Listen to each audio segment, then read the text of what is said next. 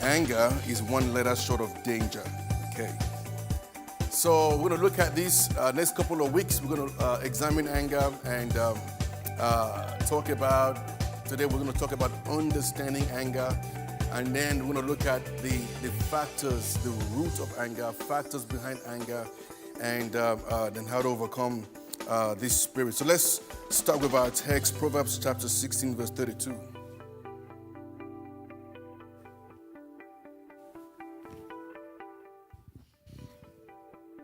He who is slow to anger is better than the mighty, and he who rules his spirit than he who takes a city. Okay, so that's our foundation text on anger. So let's begin by describing anger. Now, it's hard to put a finger on exactly what anger is. It's hard to actually define anger, but everyone knows what anger is, and everyone knows how it we may not be able to dissect it. It's like trying to describe the word love. You run out of words. Likewise, anger, you cannot define or articulate anger by a few words, but you all know anger when you see it. And you feel it when it rises in your veins. And so, in my opinion, anger is better described than defined. So let's start. Let's just use, I want one-word answers. What would you describe anger as? I just want one-word answers. Description of anger, one-word answers, real quick. Yes, Malik. Rage. What else, Esther? Rage, okay, yes. So, upset. Yes, Ruby. Emotion, good. Yes. Uncontrollable, okay. Yes, Esther. Bitter, very good. Yes. Violence, yes. Anybody else? Yes. Upset, mad. What else? Infuriated. Selfish. Anger is selfish. Okay. Frustrated, huffy. Frustrated, huffy. Irate, annoyed. Buffy. Aggravated, seething, indignant, enraged, furious, inflammatory, irascible, provoked, red hot, chili pepper, riled up, ticked off. I mean, we can go on peeved off, and so that's anger. There are so many different words, and as I mentioned each of those words, and as you were mentioning your words, everyone could relate to that. Anger is a whole. It's more described than defined. And we all know anger because anger is not something you part feel. Anger, when anger comes in, anger takes over people's life entirely. When anger hits, it hits in the gut.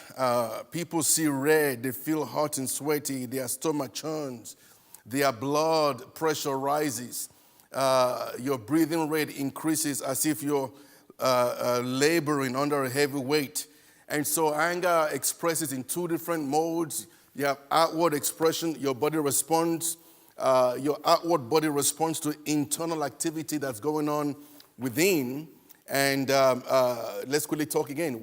Anybody can describe again, one or two or three words. How does anger play out physically, observably? Quickly. How does anger? Yes, Bridget.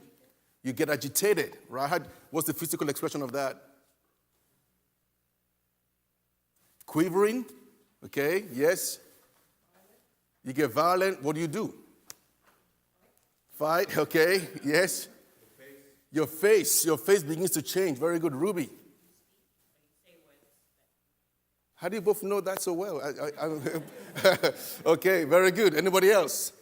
Alice, you should know that. No, just kidding. Go ahead. You cry, okay, very good. Okay, so, yes. You get hot, yes, go ahead. Action, you take action. Okay, so your nostrils, you perspire. There's all these different expression. I was just reading this to my wife upstairs. There's an Old Testament English expression of anger. I want to read it to you. Loseth his temper, in traffic honketh his horn, yet moveth not an inch. Better is the man that counteth to 10 than he that breaketh his phone upon the pavement. He that slammeth doors proclaimeth his folly louder than his words. As vinegar to the teeth and smoke to the eyes, so is the fool that texteth back in anger. He that holdeth his tongue keepeth his friends, but he that posteth his wrath multiplieth his enemies. The wrathful man is swift to speak, yet slow to make sense.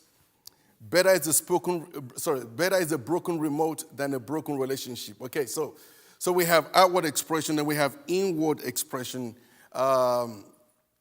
Anger can be expressed as compliance, compliance on the outside, yet resentment and hostility on the inside beneath the surface.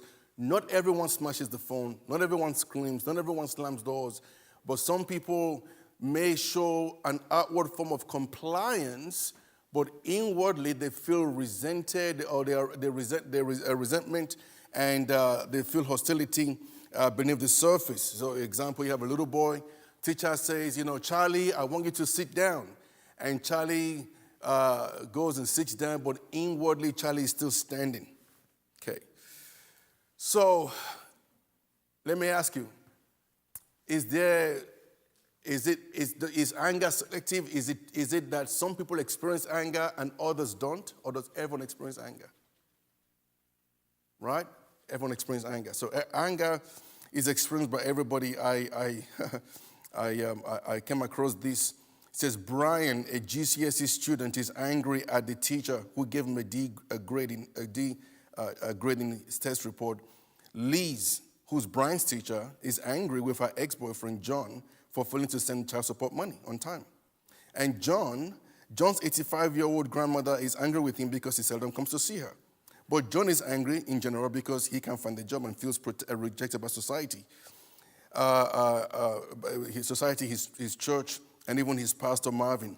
And Marvin, his pastor, he's angry with Paul, a church leader who always shoots down his best ideas. And Paul, that church leader, is angry with Bethany, his 3-year-old daughter, because she smeared tomato ketchup on his suit he was about to wear to go to a business meeting that morning while he was running late. And Bethany is angry with her mother because her mother took away her favorite toy. And so we can see that every single person is angry. All right? Now, let me ask you right now, give me some reasons why you've been angry before in your life. I know this is our church. You guys are all perfect saints.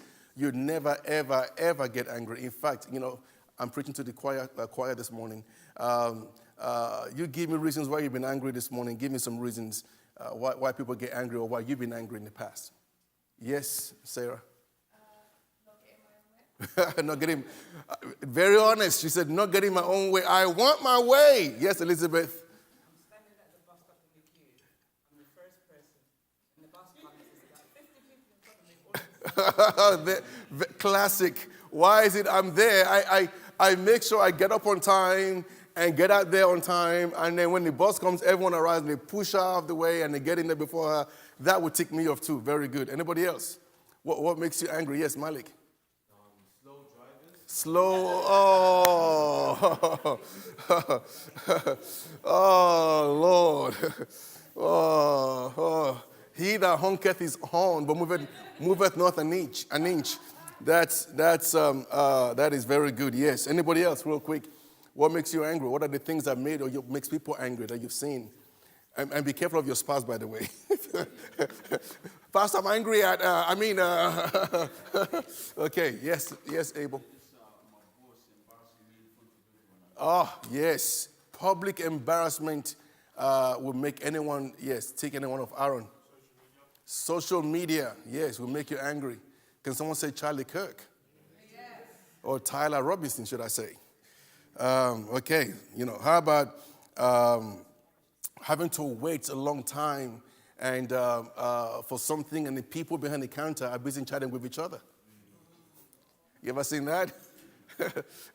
You're having to wait you're waiting to, when we first went to Nigeria, we had to get my wife a visa. Obviously, she's of Jamaican descent. She was born in the UK. I had a Nigerian passport. I didn't need a visa. So we went to the Nigerian High Commission, It was Penny's first taste of third world.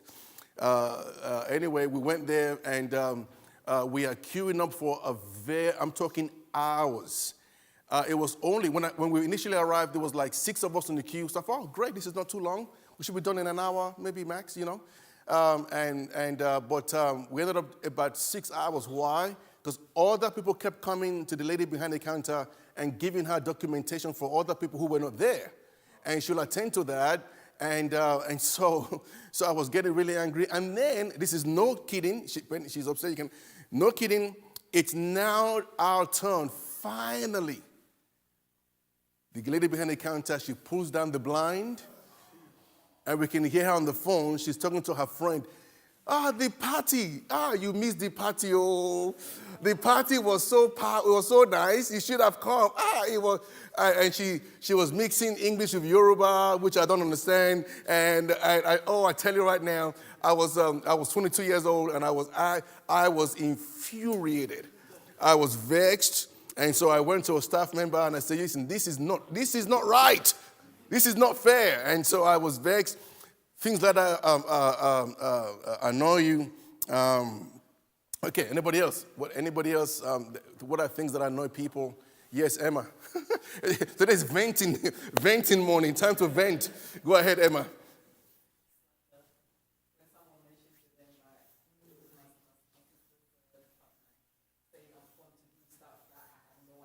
Right, they lie about you. Yes, when people lie about you, that's very annoying. Yes, Hannah Rose. Wrong accusations. Okay, same thing. Yes, very good. Anybody else? One last one. Bridget. I'm sorry? Rude. Can I just say one of my pet peeves, just so you know? Hey, pastor.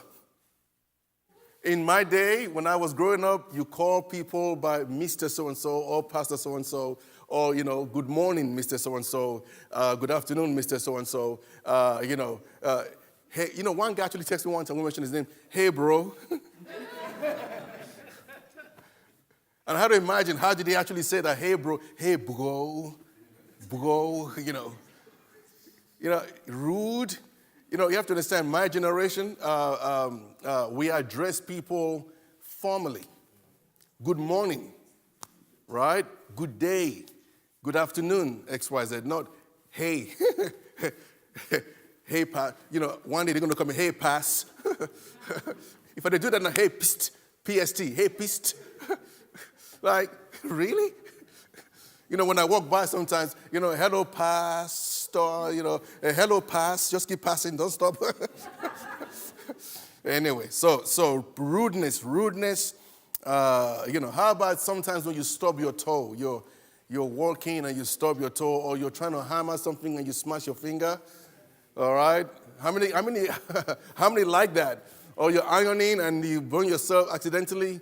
Or you're working on your computer, like what happened to me just as I was rushing to get my laptop ready and my tablet ready this morning, and I accidentally knocked over the bottle of water on my desk, and where did the water go? Went on my keyboard. But I had no time to be angry. I had to come to church. Okay, all right, so we've described, that's anger. It's more visible, it's better described than defined. Now, let's look at the basis of anger.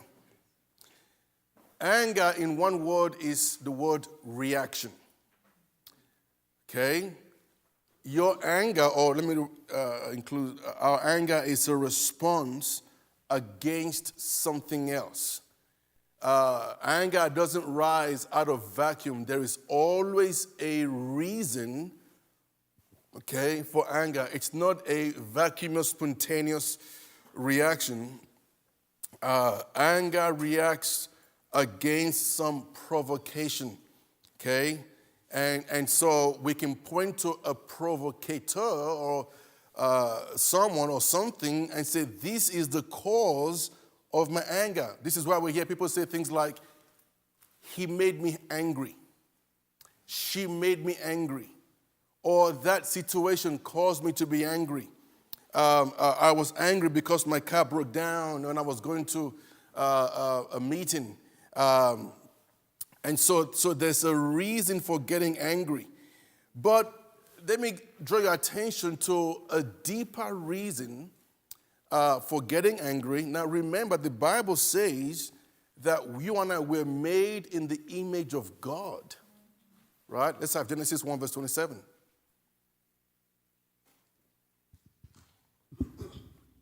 So God created man in his own image. In the image of God, he created him. Male and female, he created them. Okay. Now, although that image has been marred by the fall of man, but that image was not erased. It's been contaminated, but not erased. So people still bear, or we still bear, the imprint of God's image deep within our souls. Okay? All right? So even though we are fallen, we still have some concern for justice and rightness. Okay? So every human being on the planet Earth has a moral code written in their hearts. They want justice. I dare you find the most pagan person and simply follow him for a week, and you will hear him say at some point statements like, "That's not right. He shouldn't do that to her." Charlie Kirk was assassinated or martyred, depending on how you interpret it. And I don't know if you've all seen it, but what's more trending on the internet than his actual assassination is the fact that there are people who are rejoicing over his death. Yeah, have you seen that? People happy and that he was killed, and something, even strong, extreme left-wing liberal Democrats, they actually condemn those actions. Something is not right. All right? It's not right. And these are unsaved, ungodly, paganistic people. So because when we have a natural moral code, that when people trespass our sense of justice, then we become very suddenly very moral creatures. All right? You often hear a child say the words, "That's not fair." Now, parents didn't teach the children that, right? My wife, she works in the toddlers nursery, toddlers, is that what it's called? No, not toddlers. Baby nursery, baby creche. And she comes home, when we get in the car, she laughs because you won't believe what so-and-so said. She's only 18 months old, and she said, "That's not fair." And a little child grabs another child's toy, and Zara goes, "That's not fair." And Penny's laughing. How do you even know what's fair in life? Right?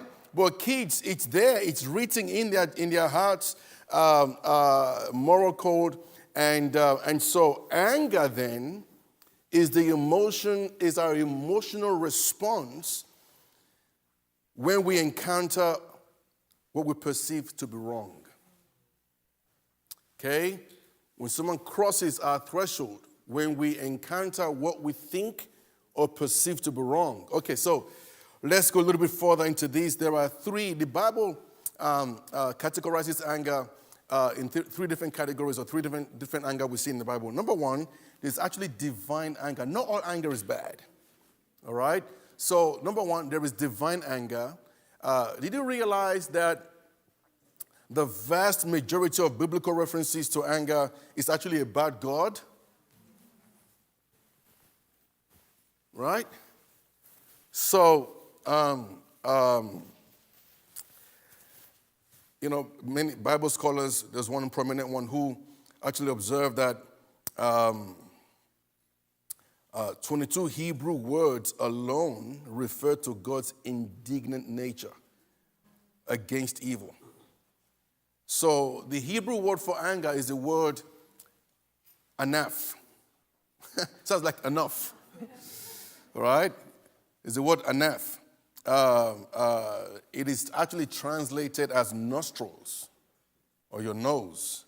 and face. I think Pastor Malik mentioned earlier, face is an expression of anger. And so it's talking about, referring to breathing heavily, being angry. And the word anaf is exclusive because it not only describes anger, the word af describes anger, but anaf is particularly used towards God and his anger or wrath. And okay, so then it goes on to say in the meaning of the word that all 14 occurrences of the Hebrew verb anaf and out of the word af, in the word af, 181 of the 229 occurrences refer to God's anger. So think about it. The word af is the word anger, general form of anger. And out of 229 references of the word af in the Bible, 181 of them is talking about God's anger. Okay? So, on one hand, God is the most loving creature, or not creature, God is the most loving being. On the other hand, God is also the most angry person. All right? Okay? So, right, you understand that? God is very loving. You know, people want to describe God and they paint this picture of this, this very limp, languid-looking creature with a little lamb on his shoulder, and a little hand going up like that, and poor me, feel sorry for me, kind of creature. And but that's not true.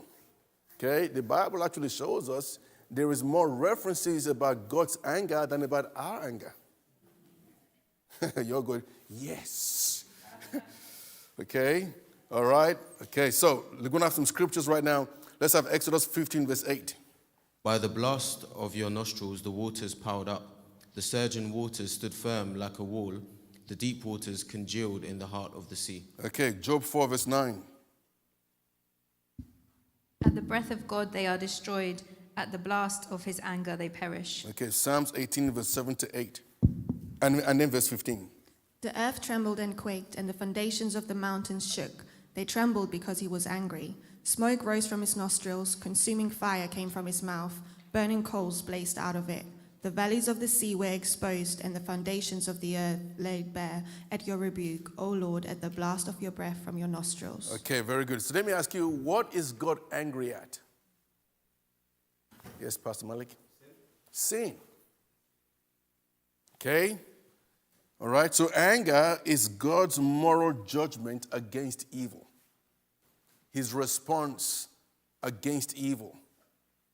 So to simply put it, God is angry with sinners and their sin. His anger obviously is perfect, pure, but he opposes evil. Okay, and so let's have Psalm 7, verse 11. Psalm 7, verse 11. God is a righteous judge, a God who expresses his wrath every day. Okay, Psalm 2, verse 4 to 5.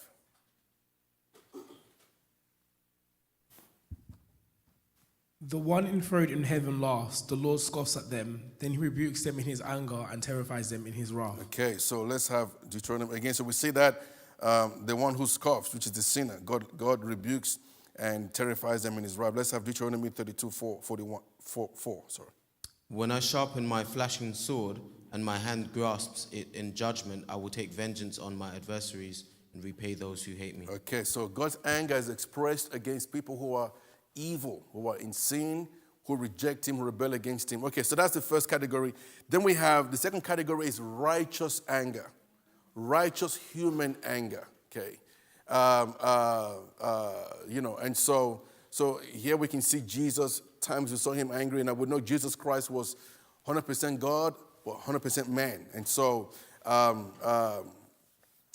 he got angry, and we know in the Bible he went into the temple and beat out those who were trading, those who were doing business in church. I don't want business in my house, he said. And so he was very angry at that. And but righteous human anger, and listen very carefully, all right? righteous human anger imitates God's anger. It is also human negative response to the evil that we accurately perceive as evil. All right? Things we perceive as being evil. Things not so much crosses our own moral subjective level or standard, but things that crosses God's, objective standards. So God has standards, and when people cross that, we get angry not because they angered us. It's possible that I can walk past you this morning and not shake your hand because I'm thinking about something else. Now, as far as you're concerned, man, you're angry, Pastor didn't shake my hand. He must be rude, right? And you're angry, but that's subjective. Okay? That's your own interpretation. Different cultures have different interpretations. Some cultures, if you don't say, if you don't greet your elder in the morning, that is called rude. Other cultures, that's totally fine. In some other cultures, a child can get up in the morning and say, Mom, where's my food? And that's fine. That's Mom is not angry. She's fine. She's okay. That's subjective. Okay? In other cultures, you don't greet your dad in the morning. You walk by and you say bye. They say, come here. Have you greeted this morning? I don't have to greet. Really? Okay. All right. We'll find out. And the bed comes off and you find out that you have to greet. Okay, so righteous human anger is anger. Now listen very carefully. God has his standard. Okay? Righteous human anger is when we are provoked when other people violate God's standard. Okay? Right? You need to understand that. Not your own subjective standard. Okay? Objective. Okay? So you're driving and someone breaks the red light and then hits your car. Okay? Well, the red light is objective. Okay? Now, in some countries, that's okay, that's fine, no one respects it. But in our country, it's there and you're meant to obey that. So if you break that and hit your car, you are angry. And you say, didn't you see the red light? Okay? All right, okay, so we have an example of this. Moses produced this burning anger against the Israelites in Exodus 32. Firstly, we find God's anger in Exodus 32, verse 9 and 10. Let's read that real quick. Exodus 32, verse 9 and 10. And the Lord said to Moses, I have seen this people, and indeed it is the stiff-necked people. Now therefore let me alone, that my wrath may burn hot against them, and I may consume them, and I will make of you a great nation. Okay, so basically this is when the Israelites they made the golden calf. God says, I am angry at that. They are now idolatrous. We know idolatry. God forbids idolatry. So the people now disobeying God, and so God is angry with them because they are violating his rule, his standard. But then Moses responds to the same incident in Exodus 32, verse 19 and 20.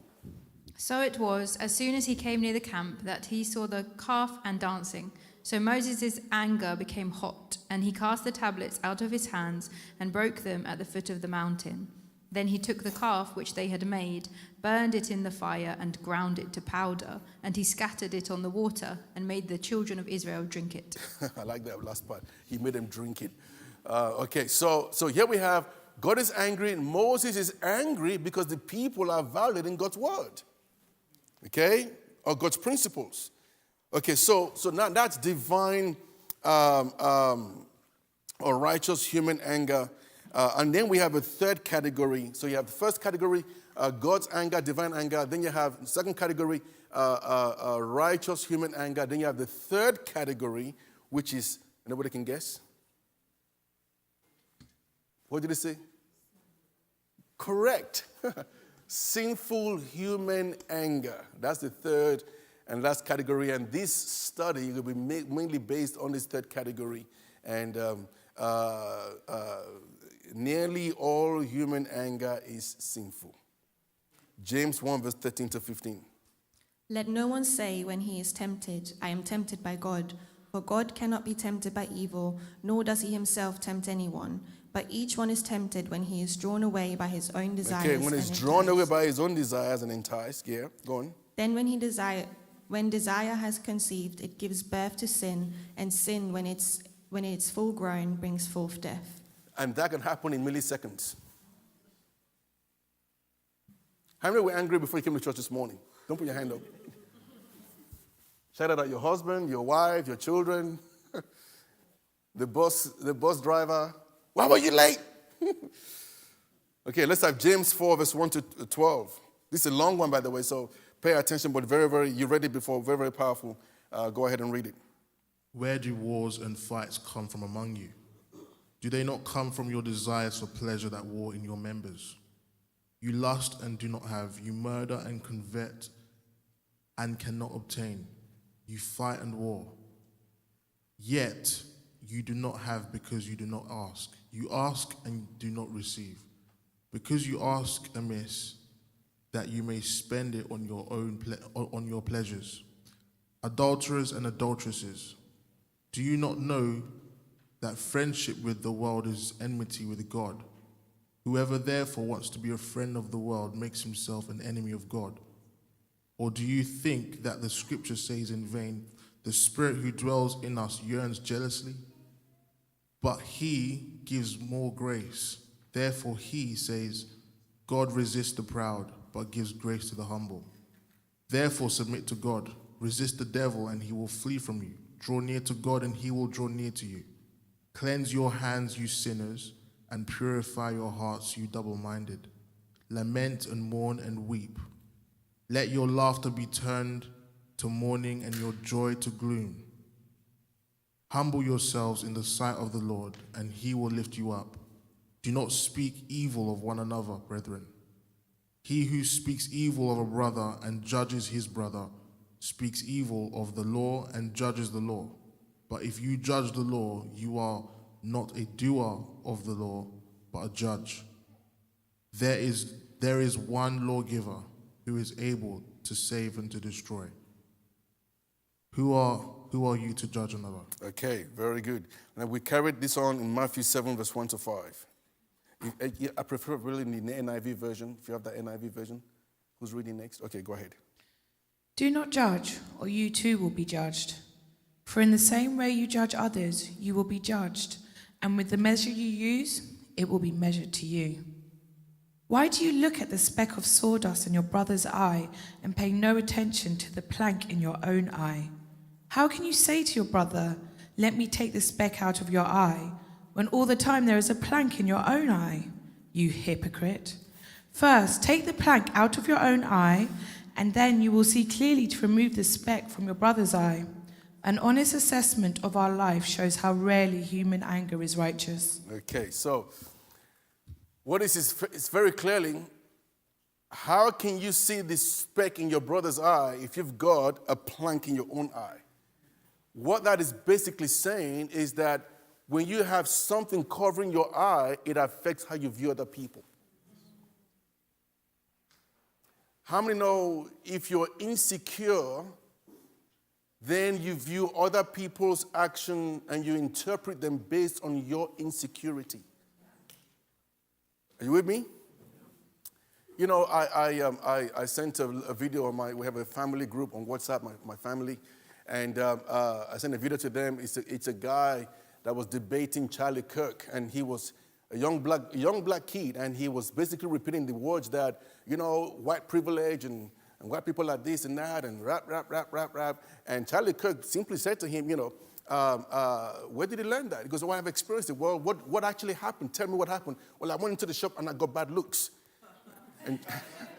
And Charlie Kirk, well, when I go into a black neighborhood, I also get looks. Well, I don't walk away thinking racism. And, you know, well, how come blacks don't have, you know, they're not prosperous? Well, how many black kids have their fathers at home in America? 80% of American fathers are not there, or black fathers are not there. And that's a fact, that's a statistic. And same with in the UK, same thing. And so, you know, have you ever thought that could be a factor? No, it's white privilege. And so here is a kid, man. You know, I saw that video, it so moved me. I'm writing a sermon on lies because a lie frames you. It frames your world. It becomes who you are. After the Bible says God judges liars. Okay? And so the plank on our eye is basically what influences how we view the world around us, how we view people around us. Okay? So the Bible says, first of all, deal with your glasses before you can see clearly to remove anybody else's. So we have that. That's sinful human anger. It comes out of a lot of times how we erroneously view people based on our perspective, based on the pride, the lusts, the covetousness, the greed, the hurt, the wounds, all of our past, the insecurities. It has that. Some people view headship wrongly because of the past. Okay?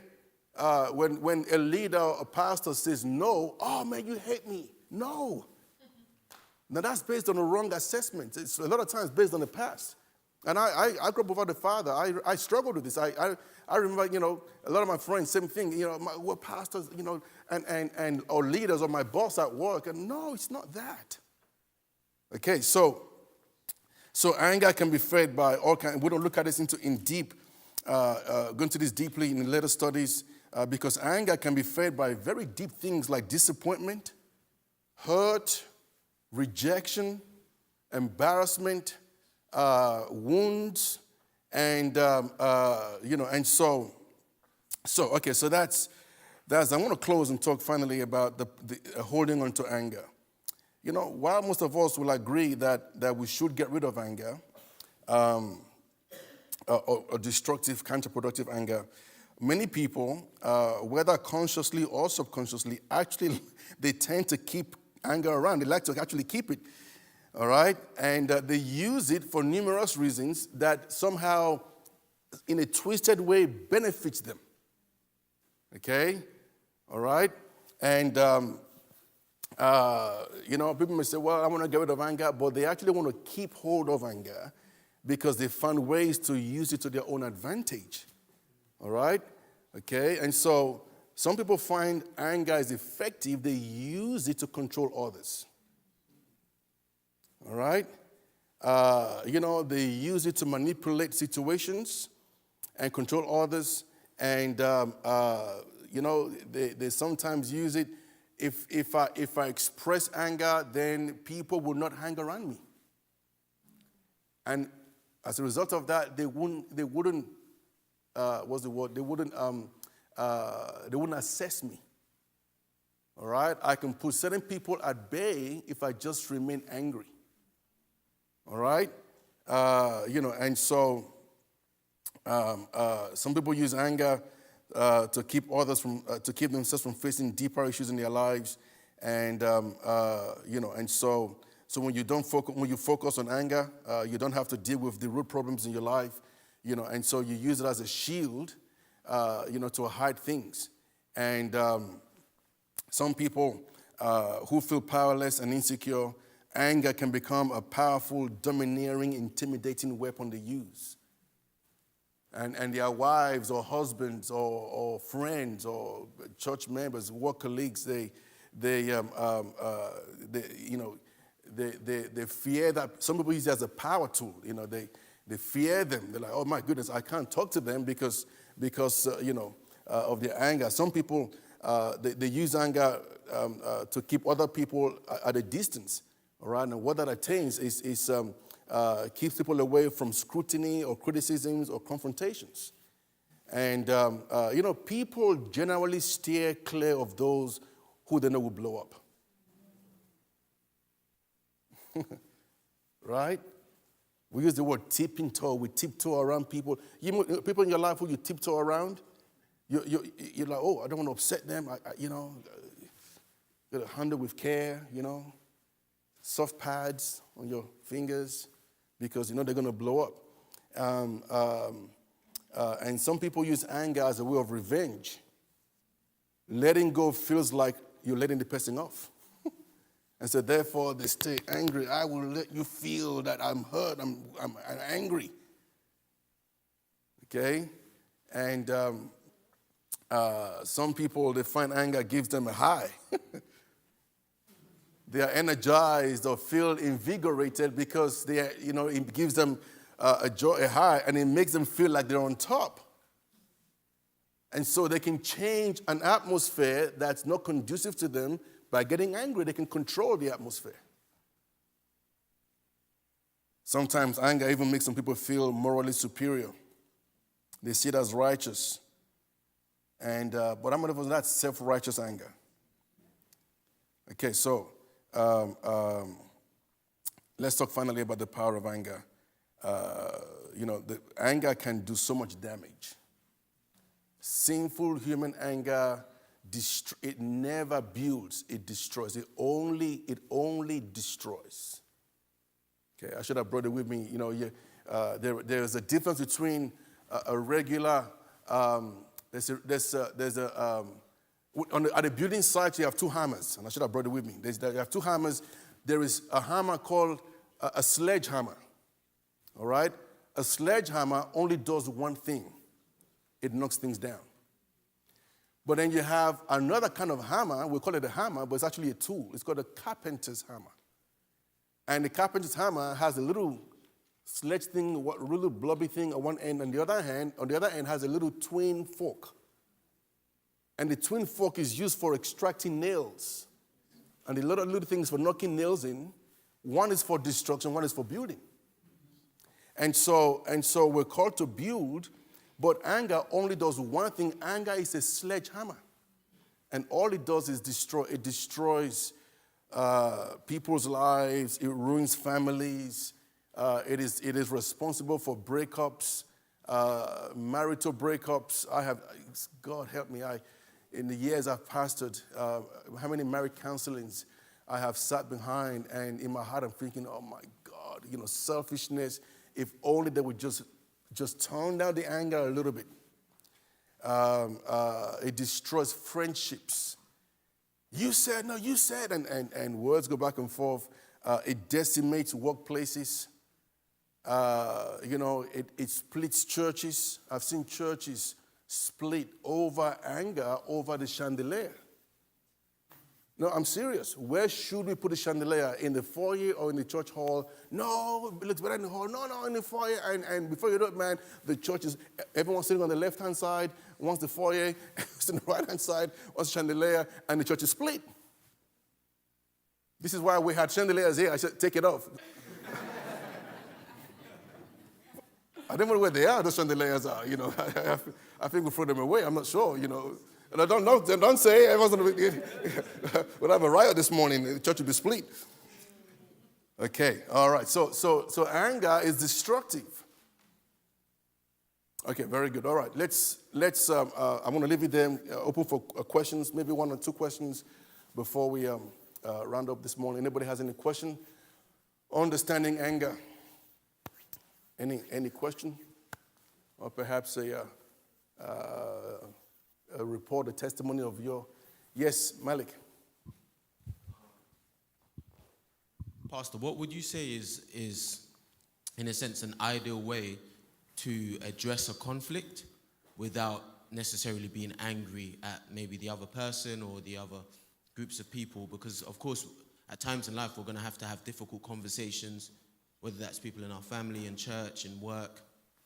But I'm going to get to that, okay. This de-escalation. The text we read was a man who controls his spirit. And so we're going to get to that. But just for now, there are... Anger is normal, we just said. Everyone gets angry. Something will provoke you at some time.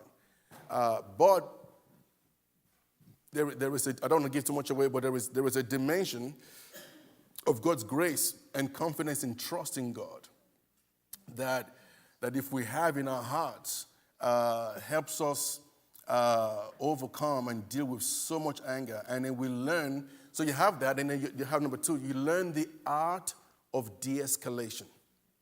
Okay? It's taking the heat out of it, taking the spice out of the pepper, taking the poison out of the bee. So you learn it's an art. Okay? You have various things, slow to speak, eager to listen, And there's an art to that. You learn the art of de-escalation. And there are some books that I would recommend. One of them comes to mind right now is Verbal Judo. That's a very, very good book. You learn the art of communication. Sometimes, a sermon I was discussing with my family in the way to church this morning is attitude. Sometimes it's not what you say, it's how you say it. And two marriages, okay, they both do the exact same thing, or they both say the exact same thing, or husband say the exact same thing, but one wife is frustrated, and the husband, well, I told you I love you. And the other wife is very happy, and she never have to repeat those words because it's how the husband said it. One says, yeah, I love you.